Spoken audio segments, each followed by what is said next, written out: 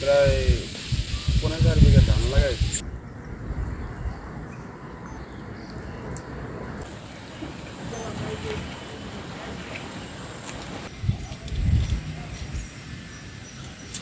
আমার 3.5 বিঘা ধান সম্পূর্ণই পানির তলে।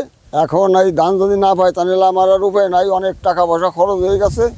এখন যদি সরকার দয়া করে আমাকে দিক চায় তা নাহলে কোনো নিস্তর আছে না নাই। আমাদের মনে করেন 2 দিনকার বৃষ্টিতে আইসে মনে করেন আমাকে চক সব মনে করেন তলায় গেছে। আমার নিজের মনে করেন 4 বিঘা জমি মনে করেন তলায় গেছে। এত টাকা মনে করেন কি প্রায় 60-70 হাজার টাকা খরচ, বুঝছেন।